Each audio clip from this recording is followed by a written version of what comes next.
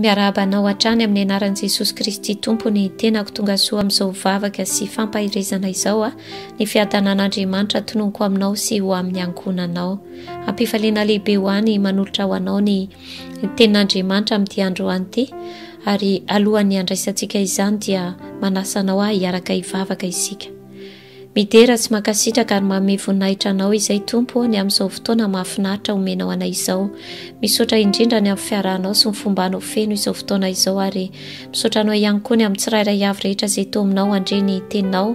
Eny Andriamanitra, ianao tokoa nao ka hiteny eto, za dia fitaovana ihany miantehitra amin'ny fahasoavanao, ka dia mitenena tompo, mitenena aminay tsirairay avy rehetra, ary sokafo ny fonay mba hilatsahan izany teninao izany, mba tsy handalo fotsiny aminay, mba tsy ho piainy mpanadino izay fa ho pakatony teninao, meo anay izany fahasoavana ahafahanay makatony teninao izany. Dia amin'ny anaranao Jesosy Kristy mpamonjy no anaovana izany vavaka izany. Amen. Amen. Ny tenin'Andriamanitra omenantsika amin'ity andro an'ity dia hoe aza monimona fa mianara misaotra amin'ny zavatra rehetra. Aza monimonina fa mianara misaotra amin'ny zavatra rehetra. Voalohany indrindra ry hava-malala ny fimonomononana dia fanehoana ny tsy fankasitrahany ny olona anankiray, fanehoana ny tsy fifaliany olona anankiray. Izany hoe ny fimonomononana na azo lazaina ihany koa hoe menomenina dia tsy fankasitrahana. Izany hoe matoa ny olona anankiray menomenina, matoa ny olona anankiray monomonina, dia ny dikan'izay tsy faly izy na koa hoe fanehoany ny tsy fankasitrahany zavatra anankiray. Ary mazava ho azy moa izany fimonomonana izany dia tsy avy amin'Andriamanitra, na hoe tsy avy amin'ny fanahy masina, fa avy amin'ny nofontsika, avy amin'ity tenantsika ity ihany na ny nofontsika, satria ny nofo no mampirisika antsika imenomenina.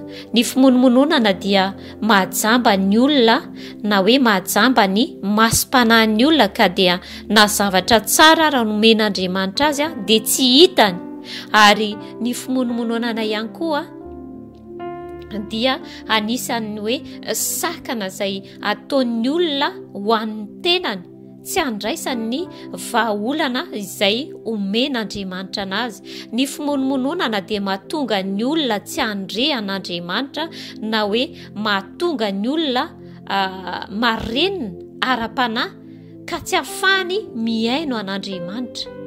Mazava ho azy zany fa na dia miteny aza ny fanahy masina, na dia miteny amin'ny Andriamanitra, dia tsy afaka mandre izy, satria ny fimonomononana dia mibahana ao aminy. Ny ohatra andraisantsika ny izany tenin'Andriamanitra izany dia atao amin'ny Exodosy 5:10. Exodosy 5:10 dia manomboka amin'ny 2:20 ka hatramin'ny 2:5 dia manasanao hamaky ny tenin'Andriamanitra. Hiaraka hamaky ny tenin'Andriamanitra tsika amin'ny anaran'i Jesosy Kristy. Ny nandehanan'ny zanak'Israely tany amin'ny efitra Sora sy ny tobiany tao Amara. Ary Mosesy nitondra ny Israely nifindra teo amoron-dranomasina mena, dia nandroso ho any amin'ny efitra Sora izy, ary nandeha telona tany anefitra izy fa tsy nahita rano. Dia tonga tao Amara izy fa tsy nahasotro ny rano tao Amara, satria nangidy izany, koa izany nanaovan'ny anarany hoe Mara. Dia nimonomonina tamin'i Mosesy ny olona ka nanao hoe inona no sotronay, ary dia nitaraina tamin'i Jehova izy ka dia nanehoany Jehova hazo anankiray, ary rehefa natsipony tao anatin'ny rano izany dia tonga mamy ny rano. Amen. Mety mieritreritra tokoa ianao tahaka nyreto zanak'Israely reto hoe manana toko hoe manana lalana, hoe misy antony lehibe tokoa imonomononana. Reto zanak'Israely reto rehefa voalaza ny tenin'Andriamanitra hoe nandeha atelona tany anefitra dia tsy nahita rano, fa tamin'ny fotoana izy izay natongavany teo Amara dia nahita rano izy, fa saingy ilay rano dia mangidy ka tsy afaka nisotroana. Dia mamaky izany tantara izany ianao dia mieritreritra ianao hoe tena manana antony lehibe tokoa ny zanak'Israely imonomonina. Fa za tena te hilaza aminao hoe ninonninona zavatra mitranga eo amin'ny fiainantsika, ninonninona izay mety zavatra mitranga tahaka ny zanak'Israely hoe mangetaheta izy ireo nefa rano mangidy manoloana azy ireo dia monomonina izy ireo. Mety tahaka izany koa ianao mieritreritra hoe amin'ity zava-mangidy ity ve ahoana kosa no tsy monomononako, mety misy antony lehibe tokoa ahatonga anao amin'izany fimonomonana izany. Fa za tena mahasamilaza aminao raha te ahita ianao vahaolana omen'Andriamanitra dia mahay izy misaotra na amin'ny zavatra mangidy izay lalovanao, mahay izy misaotra an'Andriamanitra. Fa jereva ny zanak'Israely raha mandinika tsara tsika ny tantara dia hoe monomonina rehefa tonga tao mara ny zanak'Israely dia tsy nahasotro ny rano fa mangidy ny rano, satria efa teloana no nandehanany tany anefitra, izany hoe mety tsy nisy ranontsony tany amin'ny zareo. Tena ataoko hoe maty netaheta. Dia voalaza ny tenin'Andriamanitra fa monomonina tamin'i Mosesy izy ireo, ny monomonina tamin'i Mosesy, na dia efa hitany ary ny fahagagana izay nataon'Andriamanitra tamin'izy ireo, ny tantanan'Andriamanitra azy ireo, fa ny monomonina tamin'i Mosesy izy ireo. Eto dia te hampafantatra anao hoe marina fa i Mosesy ny monomonona ny zanak'Israely, fa te hampilaza anao hoe niza olona izay monomonona anao dia tadidio tsara fa Andriamanitra aloha izay voalohany indrindra no imonomonona anao. Raha zanak'Andriamanitra ianao ka na dia misy olona manafitohana anao na dia misy antony lehibe raha tokony hampimonomonona anao noho ny ataon'ny olona anankiray, dia tadidio tsara fa Andriamanitra izay no nimonomonona anao na ny menomenona anao. Fa fimenomenonana voalohany indrindra mbola veriko ihany dia fanehoan'ny olona anankiray ny tsy fankasitrahany, fanehoan'ny olona anankiray ny tsy fifaliany. Izany hoe tsy misy fifaliana, tsy fankasitrahana ao anatin'ny fon'ilay olona mampanosika anazy mimenomenona. Amenna. Tiako ianao amin'ity androany ity amin'ny alalan'izao tantara izao mba tena ho tonga saina, mba tena hianatra manomboka izao mba tsy monomonina intsony, fa ny tenako izay miteny aminao izao dia tena ampianarin'ny tenin'Andriamanitra amin'izany. Ny tenako voalohany indrindra ny toriako amin'ny tenin'Andriamanitra. Amenna. Araka ny tenin'ny Paoly Apôstôly asiako mangana ny tenako fa ndreo za mitory indray no lavina. Ny tenako aloha ny tonoko voalohany indrindra. Amenna. Teto ny zanak'Israely rehefa monomonina tamin'i Mosesy dia andao nefa averentsika vakina andininy 520 dia monomonina tamin'i Mosesy ny olona ka nanao hoe inona no sotroanay, ary dia nitaraina tamin'i Jehova izy ka dia nanehoany Jehova hazo anankiray. Amenna. Eto ny zavatra nisy rehefa monomonina tamin'i Mosesy ny olona dia moy Mosesy indray no nitaraina tamin'Andriamanitra. Te hampafantatra anao hoe ny fimonomononana sy ny fitarainana dia tsy mitovy. Ny fitarainana dia fanehoanao ny zavatra izay angatanao amin'Andriamanitra, fimonomononanao dia fanehoanao tsy fankasitrahanao an'Andriamanitra. Izany hoe isika raha mandalo zavatsarotra isika tahaka ny zanak'Israely, manana droit isika na alalana isika mitaraina amin'Andriamanitra, fa tsy manana droit isika imonomonina amin'Andriamanitra. Alleluia. Teto ny zanak'Israely rehefa monomonina dia i Mosesy no nitaraina tamin'Andriamanitra. Izany hoe na dia nalalan'Andriamanitra ary izy ireo dia tsy mba nitaraina tamin'Andriamanitra fa ny monomonina tsy fankasitrahany no entiny. Ary rehefa tohizantsika ny tenin'Andriamanitra rehefa nitaraina tamin'i Jehova i Mosesy dia nanehoany Jehova azo anankiray. Izany hoe naseho an'Andriamanitra ny vahaolana tamin'i Mosesy, izay Mosesy nitaraina tamin'Andriamanitra. Ary voalaza ny tenin'Andriamanitra hoe nanehoany Jehova azo anankiray. Ny tenin'Andriamanitra tsy miteny hoe nandatsaka azo ray Andriamanitra avy tany an-danitra fa ozy izy hoe nanehoany Jehova azo anankiray na zany hoe naseho an'Andriamanitra Mosesy nisy hazo naseho an'Andriamanitra Mosesy ary iny hazo iny no vahaolana natonga ny rano mangidy ho rano mamy. Zany hoe nalaina le hazo dia natsipy ao anatin'ny rano mangidy dia tonga mamy ny rano. Inona ny tian'Andriamanitra ampitaina amintsika amin'izany rehetrarehetra izany? Ny tian'Andriamanitra ampitaina amin'asy ianao dia hoe ny fimonomononana dia nahajamba ny zanak'Israely, le vahaolana izay napodiny rano ho mamy dia efa teo, tsy nalatsaka avy any an-danitra le hazo anankiray voalazan'ny tenin'Andriamanitra fa naseho an'Andriamanitra Mosesy. Le vahaolana ry hava-malala dia efa teo fa ny zanak'Israely noho ny fimonomononany dia jamba tsy nahazo an'ilay vahaolana.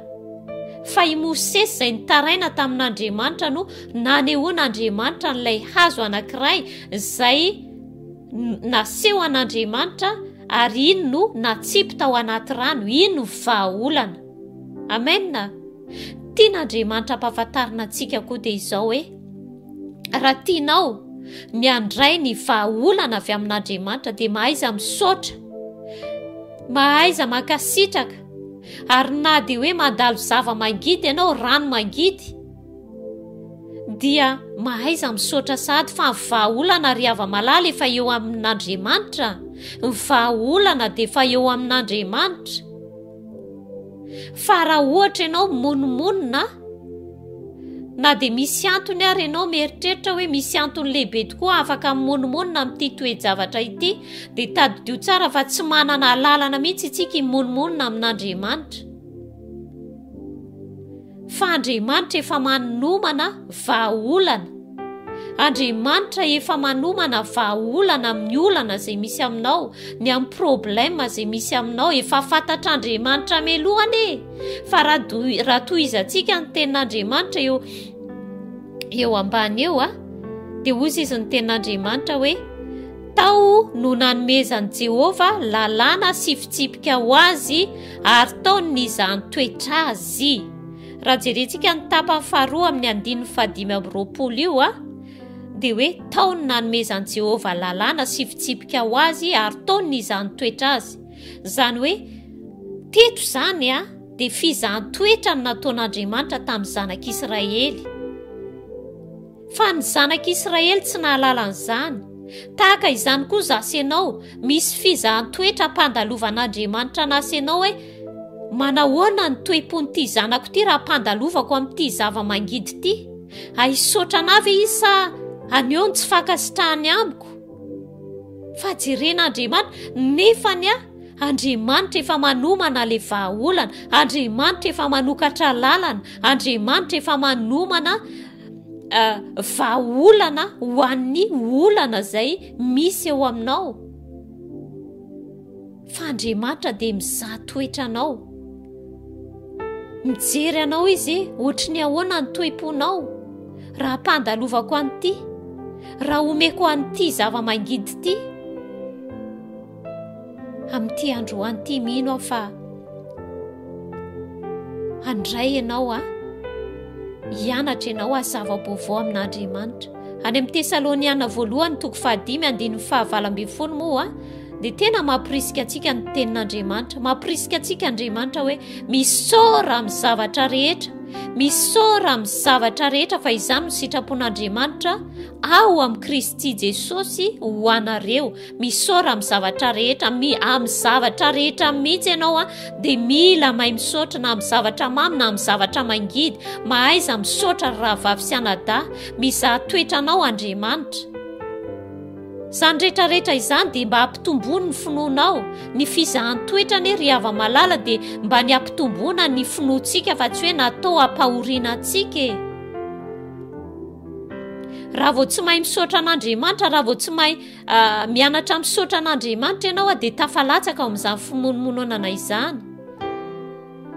Ka rehefa tafalatsaka ao amin'ny fimonomononana ny olona anankiray dia na dia miteny an'Andriamanitra dia tsy renesiny, tsy mandreny sofim-panahiny. Ny olona izay menomenona dia tsy mandray ny vahaolana omen'Andriamanitra, na dia fa eo ara le vahaolana dia tsy mahita ny vahaolana omen'Andriamanitra. Ka amin'ity androany ity dia manasa anao ny tompo hoe misaora amin'ny zavatra rehetra. Raha mandalo mangidy ianao misaora an'Andriamanitra, mianara mihitsy misaotra an'Andriamanitra, toepo ianarana izany ry hava-malala. Tahaka ntsika mampianatra ny zanakitsika rehefa omena zavatra dia maiza misaotra. Tahaka izany koa tsika ampianarin'Andriamanitra mianara misaotra. Aleloia! Voninahitra anie ho an'i Jesosy Kristy irery ihany dia mino fa anisan'izay olona hisaotra an'Andriamanitra ianao amin'ny zavatra rehetra izay hampandalovany ianao. Eny misaotra betsaka anao tokoa izay Tompo amin'ity androany ity fa mampianatra anay tokoa ianao. Eny Andriamanitra te hianatra misaotra izay amin'ny zavatra rehetra mihitsy izay omenao araka ny Tesaloniana 1:5-7 misaora amin'ny zavatra rehetra fa izany no sitrapon'Andriamanitra ao amin'ny Kristy Jesosy ho anareo. Tompo te hianatra hisaotra izay, te hisaotra anao mandrakariva izay amin'ny zavatra rehetrarehetra. Eny Andriamanitra te handray izay, te hahita izay, te handre izay izay vahaolana izay omenao anay. Eny Andriamanitra ianao tokoa no Andriamanitra velona izay tomponay ary manatsofina ka mandre ary manana maso ka mahita. Misaotra anao izay amin'ity androany ity ary matoy izay Andriamanitra hoentinao amin'izany fianarana misaotra izany dia misy fotoana tokoa ianao mizaha toetra anay mba hitanao Andriamanitra ny toe-ponay, mba hitanao Andriamanitra ny fihetsika. Ka androany Andriamanitra dia nanokatra ny masom-panahinay ianao ary nampianatra anay ianao mba hahaizanay misaotra anao amin'ny zavatra rehetra mihitsy, mba tsy monomonona anay fa mba ny hisaoranay ny anaranao amin'ny anaran'i Jesosy Kristy. Ka tsy handalo fotsiny aminay ane izany teninao izany fa mba iraiki tapisaka ato anatin'ny fonay ka mba hitondra voa ho an'Andriamanitra ho voninahitra ny anaranao irery ihany. Amen.